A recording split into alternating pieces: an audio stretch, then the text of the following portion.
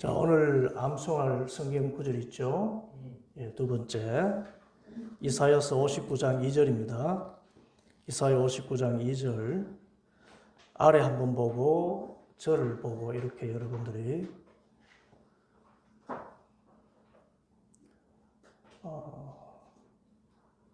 다 암송하셨죠? 이사야 59장 2절 우리 함께 시작. 오직 너희 죄악이 너희와 너희의 하나님 사이를 갈라놓았고 너희의 죄 때문에 주님께서 너희에게서 얼굴을 돌리셔서 너희의 말을 듣지 않으실 뿐이다. 이제 다 절을 보세요. 절을 보시고 합니다. 절을 보시고 시작.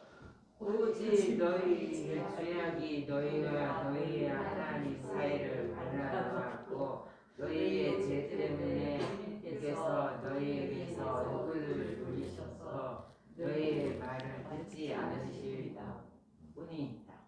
이사야 59장 2절 말씀. 너무 길어요. 저 더 긴 것도 있어요. 저 11번은 요한일서 5장 11절 12절은 상당히 긴데 로마서 3장 10절 11절 알죠? 우리 아래 보고 위로 보고 시작. 의인은 없다 한 사람도 없다 깨닫는 사람도 없고 하나님을 찾는 사람도 없다. 로마서 3장 10절 11절 말씀 저를 보고 합니다. 시작. 의인은 없다 한 사람도 없다 깨닫는 사람도 없다 하나님을 찾는 자도 없다. 로마서 3장 10절 11절 아멘. 이 말씀이 다 암송하면 여러분 기도할 때 나중에 이게 다 떠올라요. 다 떠오르면서 이 기도가 얼마나 깊어지는지 모릅니다. 지난주 복습을 잠깐 하겠습니다. 22쪽에 여러분 숙제해오라 그랬죠? 네. 5번 어떻게 해야 되겠는가? 어떻게 회개해야 되는가? 성과와 연관된 것. 우리 장영주 집사님 요한일서 1장 9절을 읽으시고 연결해 보십시오. 우리가 우리의 죄를 대답하며 하나님은 신실하시고 의로우신 분이시어서 우리 죄를 용서하시고 모든 불의에서 우리를 깨끗하게 해주실 것입니다. 예, 아멘. 뭐 관계 있죠? 예, 그렇습니다. 회개는 자백과 관계가 있습니다. 우리 박지현 집사님 마태복음 21장 29절 그런데 마다들은 대답하기를 싫습니다 하고 말하였다. 그러나 그 뒤에 그는 뉘우치고 일하러 갔다. 예, 회개는 뉘우치는 것 관계 있죠? 이예성자매 누가복음 19장 8절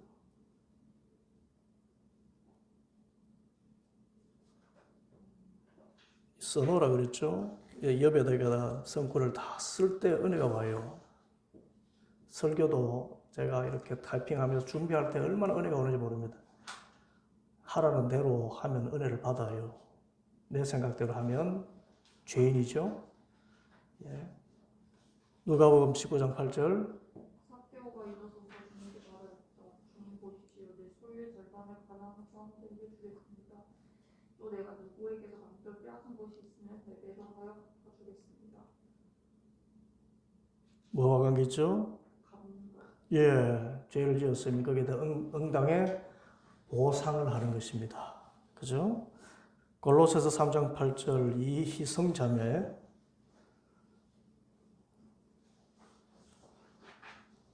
이성자매는 그 다음에 하고 이진성자매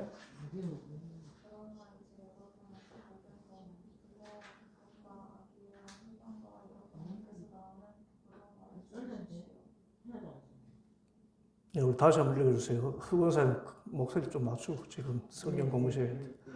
골로새서 3장 8절 이진성 자매 다시 한번 읽어보세요.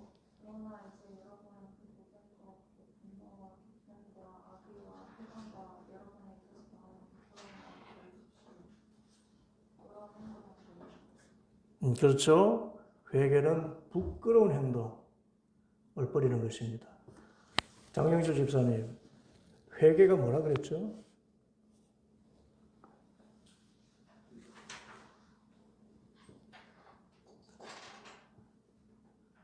죄를 짓지 않는 배운 대로 말씀하셔야 됩니다. 죄를 짓지 않는 의지다. 제일 중요한 것이 뭐죠? 회개는 하나님께서 이것이 죄다 하는데 동의하는 것입니다. 그렇죠? 그러니까 고백한다는 말, 자백한다는 말이 그 죄에 대해서 동의한다는 것을 이야기합니다.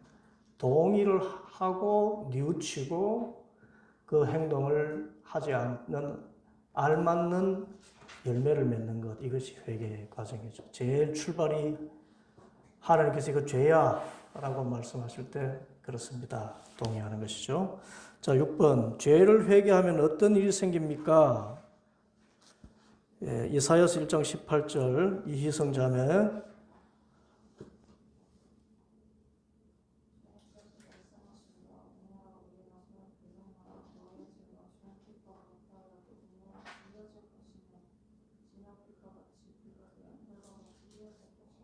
예, 죄를 회개하면 어떻게 된다고요?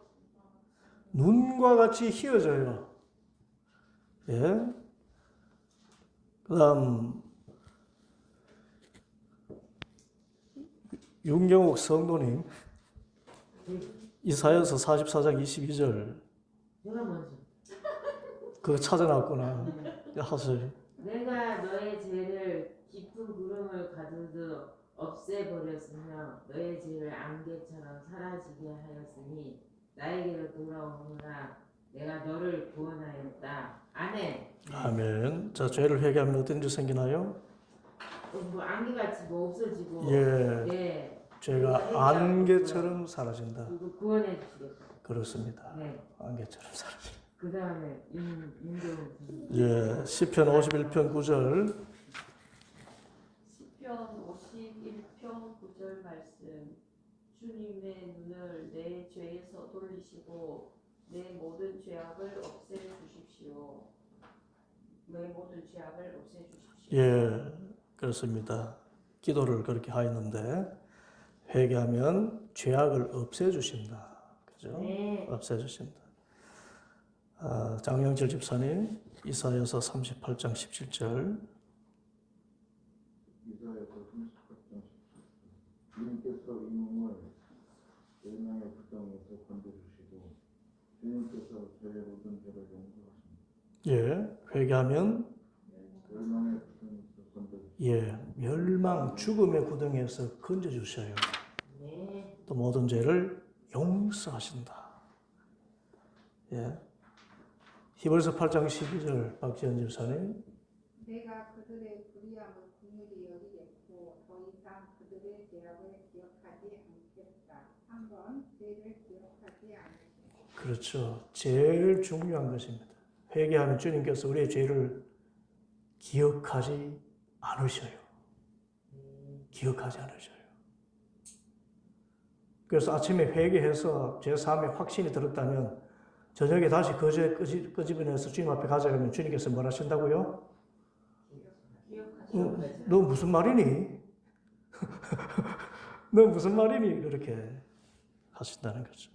자, 요한 1서 1장 9절 이 예성자매.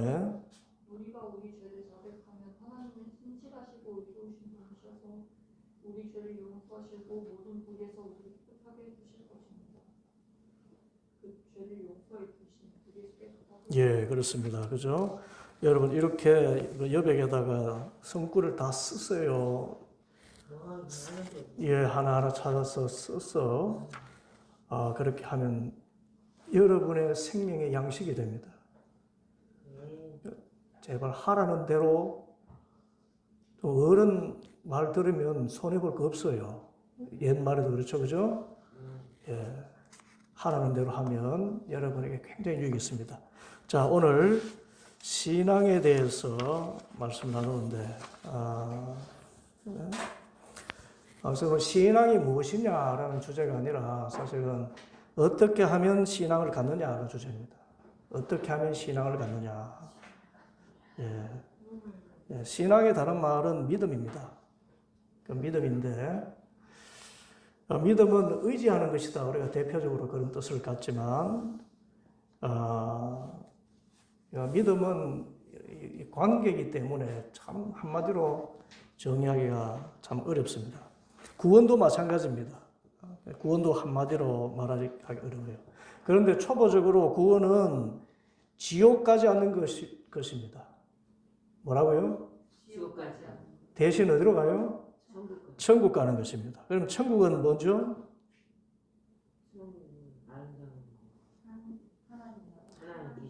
하나님이 계신 곳, 하나님과 함께하는 것이 천국입니다. 이 땅에서도 그러므로 천국을 누릴 수 있습니까? 없습니까? 있습니다. 그런데 불완전해요. 죄 때문에. 그래서 완전한 천국은 어디에서 누립니까? 언제 누리죠? 죽어서 또 예수님 재림할 때. 그때 누리는 것입니다. 그때는 죄도 없고 아무것도 오직 주님밖에 없습니다. 하나님의 영광이 가득 차 있는 거예요. 이 천국 가는 것이 구원인데 이것뿐만 아니라 이 구원에도 많은 의미가 있습니다. 여러분 구원받았다 그런 말씀 많이 듣죠? 구원받았다 하면 다른 말로 뭐라고 많이 듣습니까? 천국 간다. 그 대표적인 말을 했고 영생을 얻었다. 이 말이 구원받았다는 말과 같아요. 뭘 얻었다? 영생. 그리고 영생을 얻었다는 말과 함께 하나님의 자녀가 되었다. 이것이 구원의 의미입니다. 뭐가 되었다고요? 자, 그래서 구원이라는 말 생각하면 뭘 이야기할 수 있습니까? 천국 가는 것. 그 다음에 영생을 얻었다. 또 하나님의 자녀가 되었다. 여러분 이것을 기억하시기 바랍니다. 이거 기억하셔야 돼요. 그런데 이제 우리가 은혜로 구원받았다 그러고 구원은 선물이라 그러죠. 천국 가는 것은 그리고 영생을 얻고 하나님의 자녀가 되는 것은 착하게 살아서 되는 것이 아니고요. 한마디로 얘기하면 천국은 하나님의 자녀가 되었기 때문에 가는 것입니다. 이게 참 중요한 말씀이에요. 천국은 하나님의 자녀가 되었기 때문에 가는 것이에요. 구원받았다는 말이 하나님의 자녀가 되었다는 뜻이죠. 그래서 천국은 하나님의 자녀가 된 사람만이 갈 수 있습니다. 아이들이 저도 참 이 농촌 지역에서 성장했잖아요.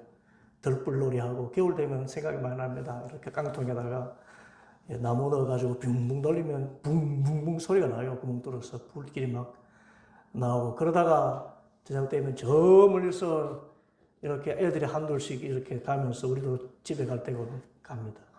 그때 찾아보는 것이 어디로 갑니까? 집인데 집은 왜 집으로 가죠? 엄마 아빠가 있기 때문에 가요. 자녀이기 때문에 가는 것입니다. 그 집에 가면 따뜻하고 사랑이 있고 또 용서가 있지요. 그래서 하나님 계신 그 곳이 천국이고 은혜와 용서와 평안이 있는 것입니다. 이 하나님의 자녀가 되는 특권을 오늘 말씀하는데 자 요한복음 1장 12절 13절 다시 한번 읽습니다. 시작. 그러나 그를 맞아들인 사람들 곧 그 이름을 믿는 사람들에게는 하나님의 자녀가 되는 특권을 주셨다. 이들은 혈통에서나 육정에서나 사람의 뜻에서 나지 아니하고 하나님에게서 났다. 자, 여러분 여기에 하나님의 자녀가 되는 특권을 주셨다. 자, 천국은 누가 간다고요? 하나님의 자녀가 가잖아요. 그런데 하나님의 자녀가 되는 특권을 누구에게 주셨습니까? 자, 그를 맞아들인 사람들, 곧 그 이름을 믿는 사람들. 자, 믿는 사람들이라는 말과 맞아들이는 사람들이라는 것이 같다는 의미죠. 자, 맞아들인다는 말은 개역 한글판에 영접이라고 이렇게 합니다. 주님을 영접하는 것이 주님을 믿는 것입니다. 여러분 신앙이 뭘죠? 그러면 신앙은 믿음인데 믿음이 뭐죠? 주님을 영접하는 것이다. 이게 믿음이에요. 이게 신앙입니다. 예.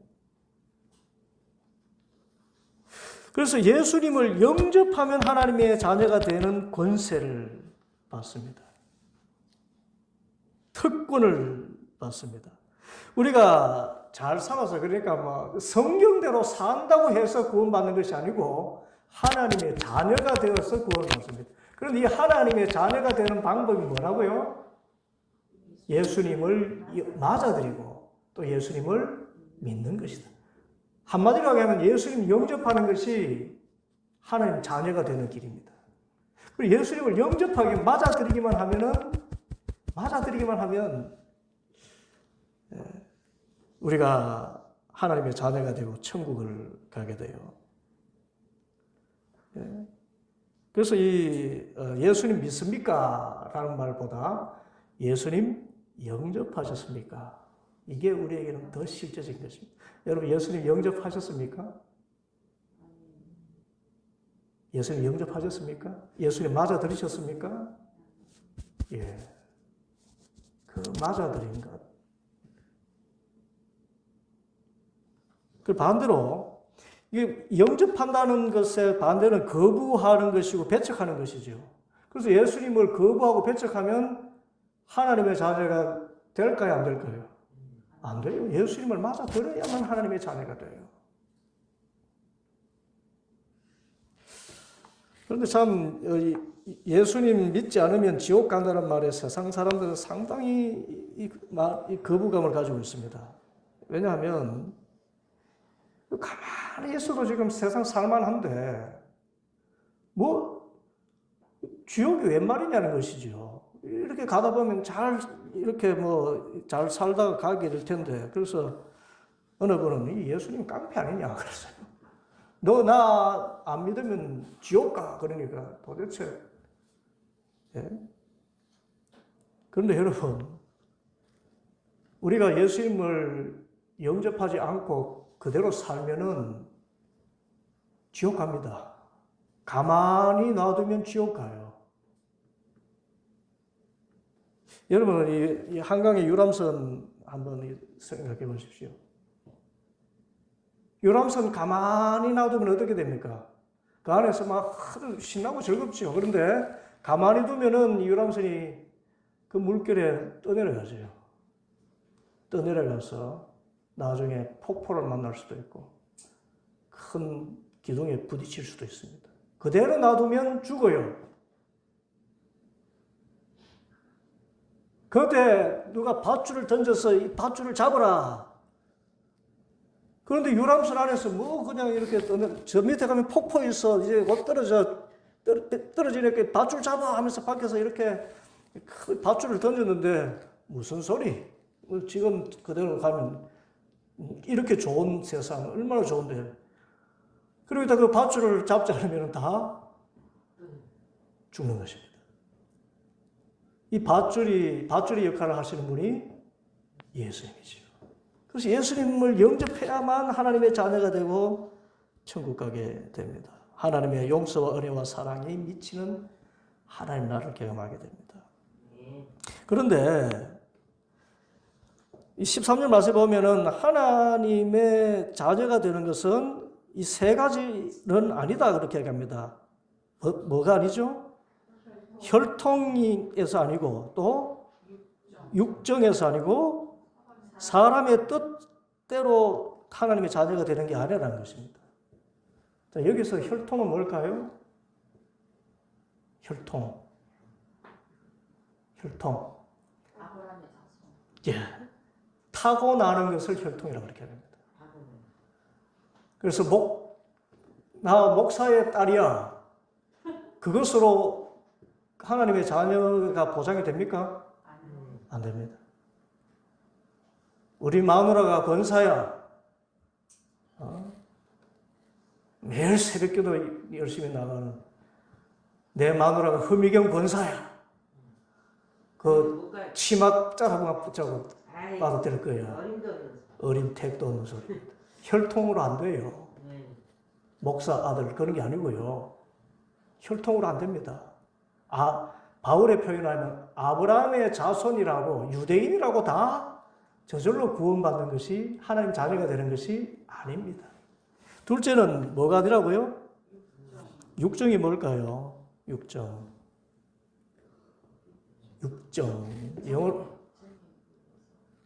육정이라는 것은 영어 표현이 참 좋습니다. will of flesh라고 하는데 육체적인 의지를 이야기합니다. 육체적인 의지. 착하게 살거나 막 노력해서 하나님의 자녀가 되는 것. 여러분 애써서 하나님 자녀가 될까요? 막 육정 이런 막 의지를 가지고 또는 착하게 살아서 그래서 하나님의 자녀가 되겠다. 많은 사람들이 이렇게 생각하죠. 하나님 자녀가 되려면 막 열심히 살고 착하게 살아야 된다. 바울은 이것을 율법을 지켜서 하나님의 자녀가 되는 것이 아니다라고 이야기합니다. 성경 말씀대로 살아서 하나님 자녀가 됩니까? 아니요. 하나님 자녀가 되기 때문에 말씀대로 살 뿐이지. 말씀대로 살았다고 해서 하나님 자녀가 되는 게 아니에요. 세 번째는 뭐가 아니죠? 사람의 뜻 때문에 아닙니다. 이 사람의 뜻으로 하나님 자녀가 안 된다 그러는데 사람의 뜻이 뭘까요? 이 영어 표현은 will of man이라고 합니다. will of a man. 이것은 어떤 사람의 의지, 그러니까 사람이 세워서 어떤 다른 사람이 시켜주는 것을 이야기합니다. 실제적으로는 목사가 여러분에게 세례를 베풀었어요. 그것이 그 사람의 구원을 보장합니까? 아닙니다. 가톨릭에서 신부가 영세를 베풀었어요. 자, 그걸로 그 사람이 구원받습니까? 아닙니다. 사도 바울은 이것은 육신의 할례로 하나님의 자녀가 되는 게 아니라 그렇습니다. 여러분, 할례가 뭐죠? 유대인을 나타내는 표식이잖아요. 구약 성경에 보면 할례 이야기 많은데 할례가 뭡니까?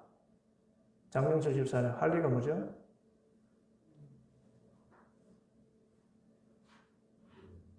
할례라는 것은 쉽게 이야기하면 포경수술입니다. 포경수술. 남자아이가 난 지 8일 만에 이 포경수술을 합니다. 그것이 하나님의 백성이라는 표식이었어요. 그래서 할례만 받는다고 해서 하나님의 자녀가, 그래서 2차 대전 때 나치가 유대인을 색출하는 방법이 있었어요. 바지를 벗겨보는 겁니다. 그래서 포경수술이죠, 수술. 포경수술한 흔적이 있으면 유대인이고, 그래서 저기 아우슈비츠로 보내버렸어요. 그런데 이 유대인들은 이 할례를 굉장히 귀하게 여겼습니다. 그것이 하나님의 백성들의 표라고 여겼습니다. 그런데 이 사람의 뜻, 어떤 사람이 시켜준 그런 의식, 이걸로 하나님의 자녀가 되나요? 안 됩니다. 자, 그러면 어떻게 우리가 예수님을 영접합니까? 요한계시록 3장 20절 함께 시작. 보아라, 내가 문 밖에 서서 문을 두드리고 있다. 누구든지 내 음성을 듣고 문을 열면 나는 그에게로 들어가서 그와 함께 먹고 그는 나와 함께 먹을 것이다. 자, 여기에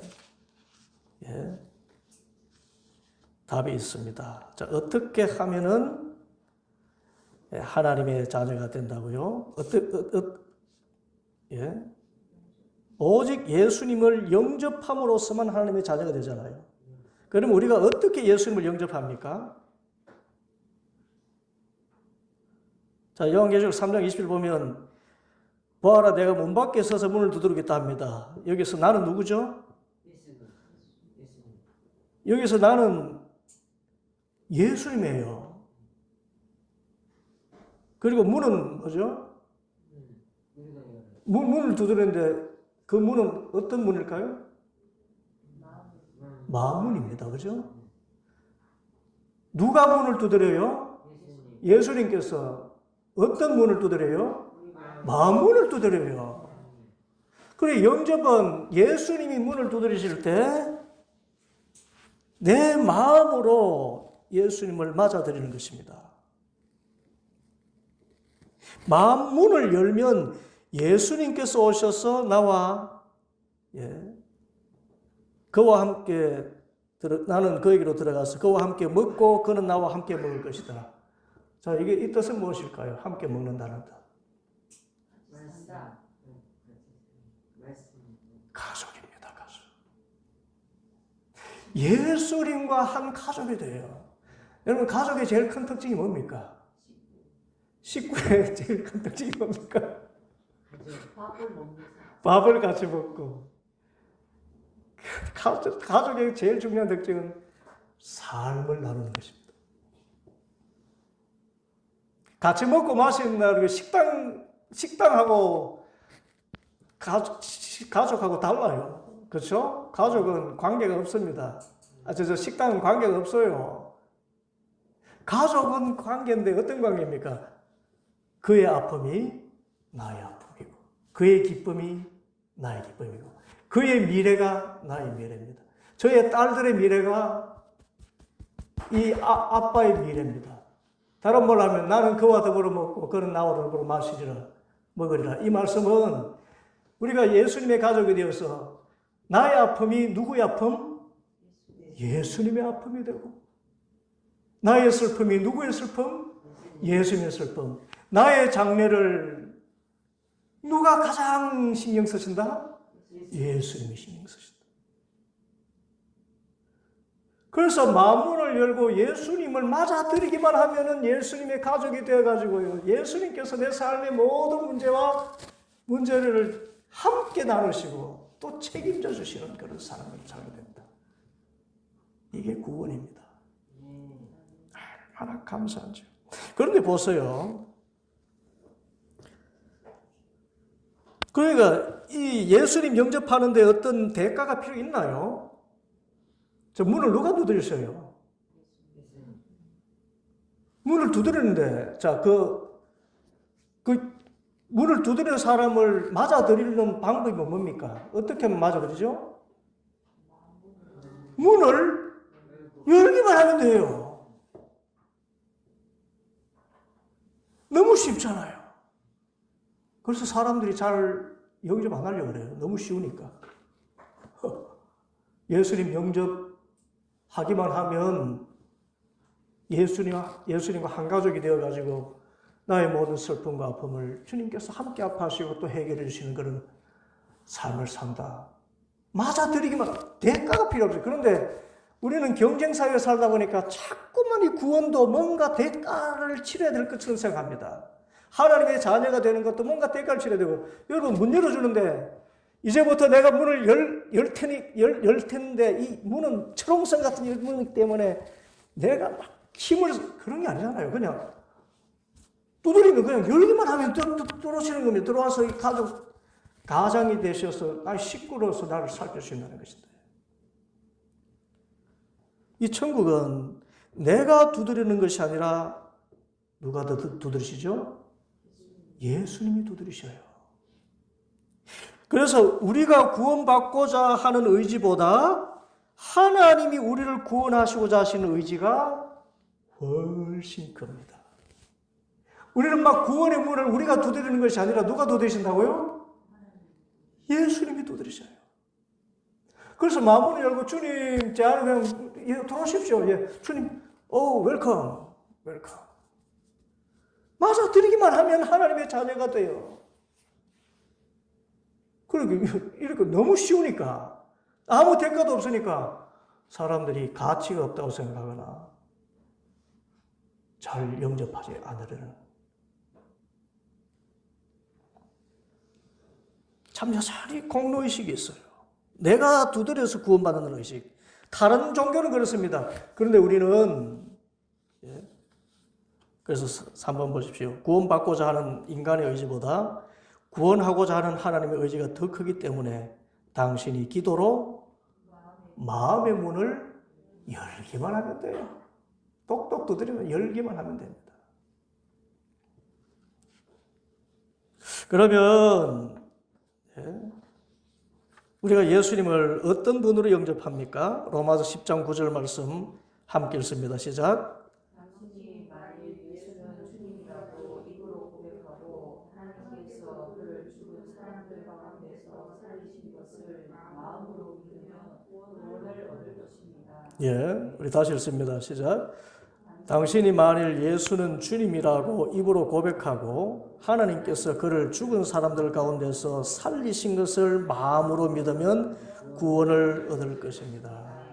자, 마음문을 연다는 것, 그래서 다른 말로 하면 마음으로 믿는다는 뜻인데, 그러면 두 가지입니다. 그죠? 어떻게 할 때 예수님을 영접할 수가 있습니까? 첫째는 예수님을 누구라고? 주님이라고 입으로 고백하는 것. 참 여러분, 여기서 예수님을 주님이라고 고백하는 것이 대단히 중요합니다. 예수님 영접한다는 것은 먼저 예수님을 주님이라고 고백하는 거예요. 받아봅시다. 예수님은 나의 주님이십니다. 예수님은 나의 주님이십니다. 야, 여러분, 죄가 뭐라 그랬죠? 불법인데, 다른 말로 하면 내가 주인인 것이 죄잖아요. 그런데 예수님을 영접한다는 것은 누가 주인이라고요? 예수님을 주인이라고 하는 겁니다.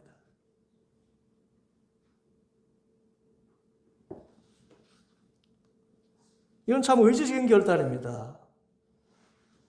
예수님이 나의 인생의 주인을 예수님, 내 인생은 내 것이라고 이야기하지 않고요. 내 인생은 누구 것이다? 주님 누구? 예수님 것이다라고 고백하는 것입니다. 예수님을 주님으로 고백하는 거예요. 내 인생의 주인으로 고백하는 것입니다. 의지적인 고백이죠. 두 번째는 어떻게 해야 된다? 예, 하나님께서 예수님을 죽은 사람들 가운데서 살리신 것을 마음으로 믿는다. 다른 말로 예수님의 부활을 믿을 때 구원을 받습니다. 예수님의 뭘 믿어요? 왜 부활을 믿어야 구원이 받습니까?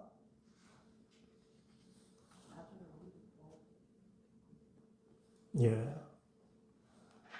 여러분, 우리 믿음의 가장 중요한 근거는요, 부활이에요. 예수님 부활하신 것, 이것이 우리 믿음의 가장 든든한 반석이에요. 부활.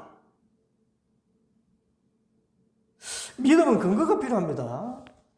그런데 이 믿음의 근거는, 그러니까 예수님을 주님으로 고백하게 되는 그 근거가 예수님의 부활이에요.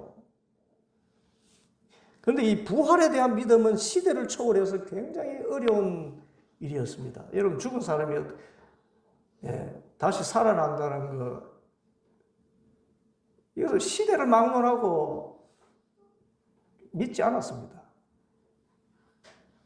그래서 고린도전서 15장 말씀에 보면은, 고린도전서 15장 12절부터 19절까지 말씀 있는데, 이 말씀을 지금 제가 다 번역해드릴 수는 없고요. 한번 찾아봅시다. 고린도전서 15장 12절부터 19절까지 말씀, 굉장히 귀한 말씀인데, 고린도전서 15장은 부활장이라 그렇게 이야기합니다. 부활장.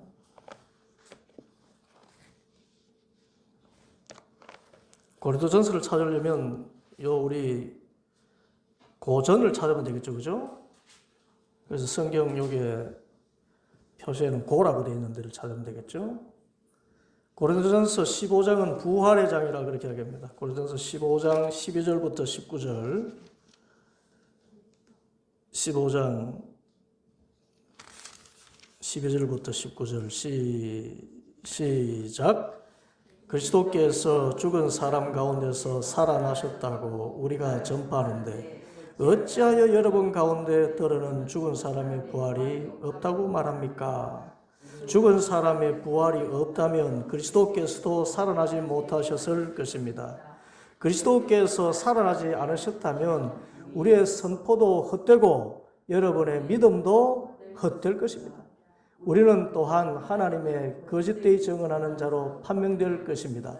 그것은 죽은 사람이 살아나는 일이 정말로 없다면 하나님께서 그리스도를 살리지 아니하셨을 텐데도 하나님께서 그리스도를 살리셨다고 하나님에 대하여 우리가 증언하기 때문입니다.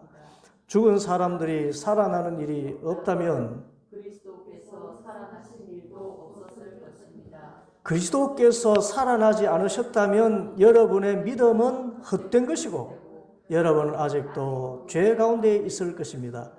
그리고 그리스도 안에서 잠든 사람들도 멸망했을 것입니다. 그리스도 안에서 우리가 바라는 것이 이 세상에만 해당되는 것이라면 우리는 모든 사람 가운데서 가장 불쌍한 사람들일 것입니다. 여러분, 기독교는 부활의 종교예요.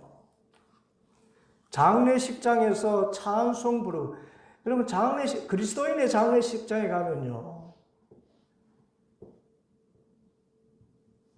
세상 장례식장하고 다릅니다. 세상은 뭐 슬프거나 아이고 잘 갔다라고 이야기하거나 둘 중에 하나입니다. 슬퍼서 그냥 막 절망 가운데. 그런데 그리스도인의 장례식 가면요, 물론 슬퍼요. 그런데 부활의 소망이기 때문에 천국에서 다시 만난다는 그런 기대가 있기 때문에 슬프긴 하죠. 왜냐하면 이별이기 때문에. 그죠? 그리스도인에게 죽음은 이별이에요. 이별. 먼저 떠나갔을 뿐입니다. 이별이기 때문에 슬퍼요. 슬퍼서 웁니다. 이별이 슬프잖아요.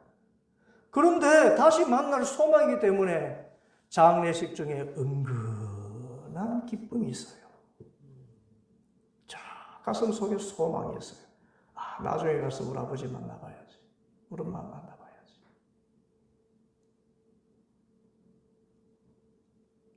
그런데 더 중요한 것은 이 부활이 오늘 14절 말씀 다시 한번 읽습니다. 시작. 그리스도께서 살아나지 않으셨다면 우리의 선포도 헛되고 여러분의 믿음도 헛될 것입니다. 복음의 핵심 선포라는 건 하는 거 복음이잖아요. 사도 바울이 전한 이 복음이 헛되지 않은 유일한 근거가 뭡니까? 예수님의 부활이에요. 우리의 믿음의 근거가 뭡니까? 우리의 믿음이 헛되지 않는 근거가 뭐죠? 예수님의 부활입니다. 예수님의 부활을 경험하고 예수님의 부활을 확신할 때만 우리의 믿음이 흔들리지 않아요. 예.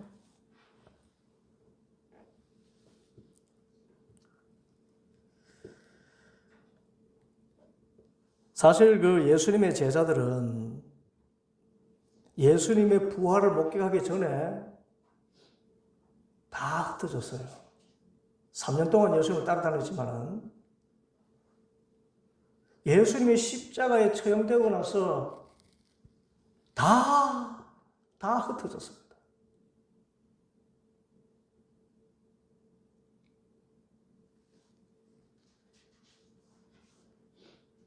더 이상 예수님의 제자라고 말도 못하고 다녔어요. 다 고기 잡으러 가고 다 흩어졌습니다. 특별히 예수님의 십자가 처형을 보고는 절망했지만 여러분 영화 스파르타쿠스라는 영화를 보신 적이 있습니까? 스파르타쿠스. 여기 보면은 로마의 이 노예들이 혁명을 일으키죠. 그때에 이 로마가 노예들 수천 명을 십자가에 못 박습니다. 그래서 로마에서 십자가 형벌은 노예에게만, 그리고 정치적으로 반란하는 노예에게만 내리는 형벌이 십자가였어요. 그런데 보통 이 십자가에 달린 사람은 바로 안 죽습니다. 십자가에 못을 박았어. 그 극심한 고통인데 이틀, 사흘 그렇게 극심한 고통 가운데 있다고 죽었어요. 그래서 구약 성경에서도 나무에 달린 자마다 저주받은 자다 이렇게 했습니다. 그런데 예수님이 나무에 달려 죽은 것입니다. 네. 그런데 참 이 로마 시민은 노예만 십자가에 못 박기 때문에 로마 시민은 결코 십자가에 처형하지 않았어요. 그래서 여러분 이 사도 바울이 마지막에 어떻게 죽었습니까? 목이 베어 죽었어요. 바울이 십자가 지기를 겁나서 십자가 안 진 거 아닙니다. 안 진 거 아닙니다. 바울이 로마 시민권을 갖고 있었기 때문에 그렇게 로마 시민에게는 십자가형을 내리지 않았어요. 정말 예수님이 왕이 될 줄 알았는데 저주받은 노예의 처참한 죽음을 당하니까 제자들이 생각한 것입니다. 아, 예수님이 죄인이구나. 죄인인 것 아닌가. 우리가 알지 못하는 어떤 죄를 지은 하나님의 아들은 고사하고 죄인인 것 아닌가. 그래서 다 흩어졌습니다. 그러다가 이들이 예수님의 부활을 목격합니다. 성경에 보면은 주님의 동생 야고보도 부활을 목격한다 그랬습니다. 그 전에 예수님의 동생인 야고보는 예수님을 주님으로 믿지 않았잖아요. 그런데 예수님의 부활을 목격하고 나서 예루살렘 교회의 담임 목사님이 돼요. 예수님의 제자가 되고 나중에 이분도 순교합니다. 예수님의 뭘 보고? 부활을 보고 나서. 그래서 제자들이 생각합니다. 아, 그러면 여러분 이 사람이 그 십자가에 죽는 것은 죄 때문이라 노예의 그 죄 때문에 죽잖아요. 그런데 부활했다는 것은 죄가 없다는 것을 입증하는 것이잖아요. 그러면 죄 없으신 분이 왜 저주의 죽음을 죽으셨나? 제자들이 생각할 때 성령께서 감동 주시는 것입니다. 아, 죄 없으신 주님이 왜 죽으셨는가? 내가 받을 저주를 대신해서 담당하셨구나.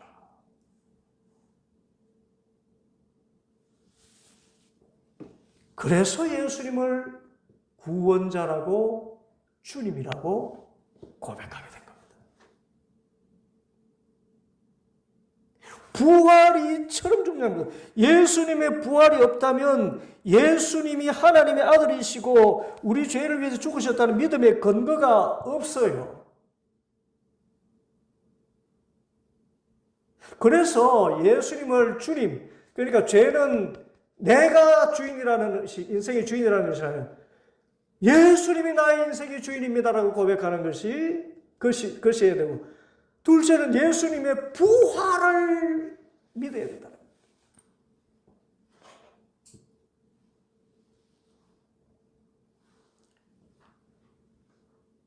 예수님이 하나님의 아들이시고 우리를 위해서 죽으실 뿐만 아니라 다시 살아나셨다는 것. 여러분, 마호메트나 공자나 석가모니나 정말 다 우리보다 수백 배, 정말 수천 배나 정말 훌륭한 사람들입니다. 그런데 이분들은 죽음에 무력했습니다. 그래서 우리의 믿음의 근거가 될 수가 없어요. 다 죄로 그들이 죄가 있어서 죽었기 때문입니다. 그런데 인류 역사상 죄 없는 분이 딱 한 분 있습니다. 누구신가요? 예수님. 그분이 죄가 없다는 것을 무엇으로 입증하셨습니까? 부활로. 죽음은 죄 때문에 오기 때문에. 그런데 부활하셨다는 것은 죄가 없어졌다는 것입니다. 자, 우리가 하나님의 자녀가 되는 것도 이 죄를 예수님이 담당하셨기 때문에 우리 또한 부활하게 되는 겁니다. 이게 천국이고 영생이에요. 이 구원을 값없이 거둬주셨습니다. 어떻게 하면? 마음문을 열고 예수님을 맞아들이기만 하면.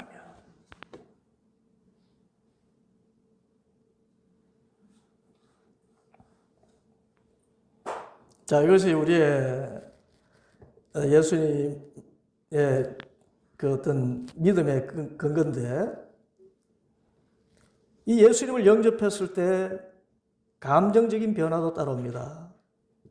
그런데 예수님을 영접하고 나서 그 말할 수 없는 기쁨과 평안이 찾아오지만, 사실 중요한 것은 예수님을 내 인생의 주인으로 모시는 것입니다. 그래야만 구원의 기쁨이 와요.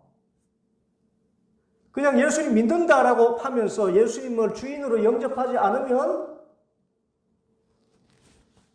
구원의 기쁨이 안 옵니다. 예수님을 진짜 내 인생의 주인이고 가족, 함께 더불어 먹고 마시는 식구라고 생각하게 되면 내 문제가 예수님의 문제가 되고, 그러니까 내 문제가 예수님이 다 책임. 딸들이 걱정 많이 하지만은 딸들보다 누가 더 걱정하죠? 이 아바이가 더 걱정해요. 이 딸들 저보다 제 사업 문제를 더 걱정 아닙니다. 부모가 더 큰 걱정을 해요. 어떻게 하면 쟤들 잘 될까? 자기 자신들보다 더 사랑하는 사람은 부모인 것처럼 나를 사랑하는 것보다 예수님이 나를 사랑하는 것이 더 커요. 그 사랑이 인해서 내 감정 안에서도 기쁨이 오는 것입니다. 평강이 오는 것입니다. 내 인생의 주인은 나다라고 생각하는 그 생각, 그것이 죄라면은 이제 내 인생을 책임져 주실 주인이 예수님이라고 생각하고 마음으로 영접하기만 하면 주님의 식구가 돼가지고 어떤 경우에도 평강과 기쁨을 맛볼 수 있게 되는 거.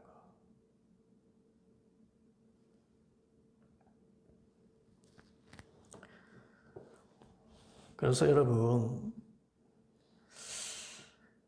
내가 주인 되는 삶을 사는 거, 여러분 뭐 주체적이고 독립적이고, 여러분 그거 인생 바르게 사는 거 아닙니다.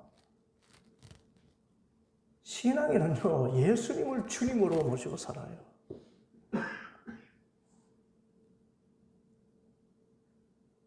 오늘이나 내일 어떤 계획 세우고 그래 사는 게 아닙니다. 주님 인도하시옵소서.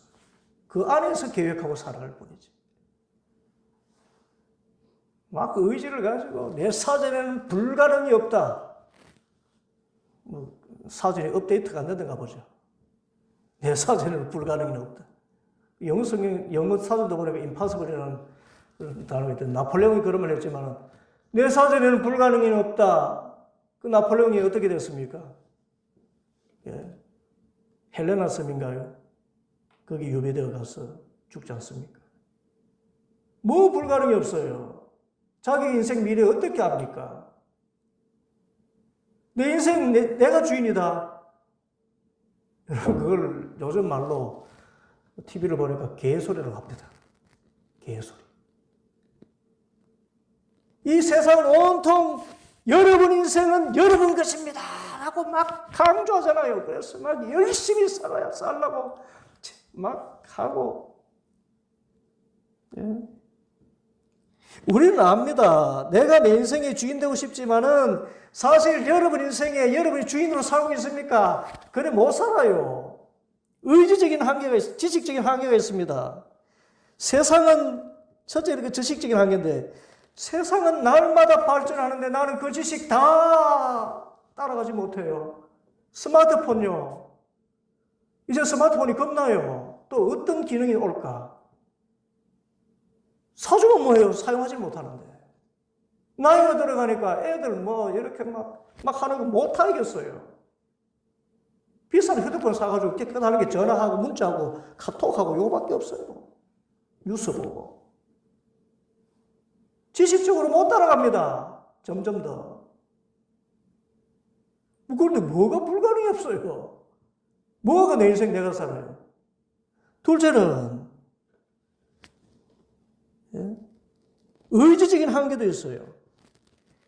열심히 공부하기만 하면 반드시 합격하게 될 것이다. 그래서 딱 세부시 놓고 할 수 있다, 하면 된다, 해보자 하는데 아유, 시험에 뚝 떨어지거든요. 나보다 못한 사람 같은데 잘 되는 그런 것이 보이거든요. 그리고 실제 내가 그렇게 노력하는데도 나보다 뛰어난 천재들이 있어요. 그때 되면 코가 쭉 빠져가지고 뭐 해보자 했던 것, 뭐가 자기 인생의 주인입니까?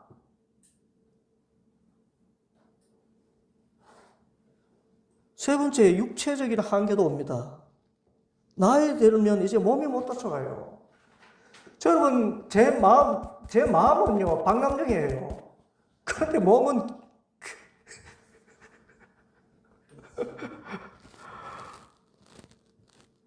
못 따라가겠어요. 여러분도 점점 그렇게 될 겁니다. 예?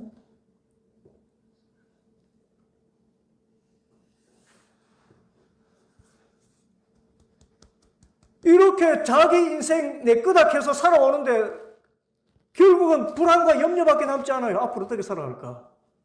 그게 우리 사람이에요. 그런데 성경이 이야기합니다. 내 인생은 내 것이 아니라 누가 주인이다? 예수님이 주님입니다 라고 받아들이고 예수님이 부활하셨다는 것을 믿으면 나도 죽어도 살고 살아서 주님 믿으니 영원히 죽지 않는 그 하나님 나라를 지금 맛보면서 주님이 가장 되시기 때문에 함께 더불어 먹고 마시면서 삶의 애환들, 기쁨들 다 나누는 그런 기쁜 삶을 살게 되는 것.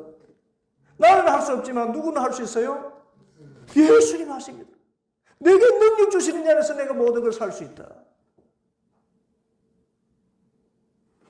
이제는 내가 사는 것이 아니라 내 안에 계신 그리스도께서 나와 더불어 사시기 때문에 이것이 구원의 삶이고 천국의 삶입니다. 여러분, 인생 내 거다. 이게 어떤 소리라고요? 개소리. 내 인생 누구에게 맡긴다? 주님께 맡겼어요. 그것이 예수님을 영접하는 것입니다. 예수님이 부활하셨음을 믿습니까? 예수님 부활하셨어요. 이것이 우리 믿음의 근거입니다. 그래서 우리는 죽어도 살아요. 그래서 예수 믿으면 천국 갑니다.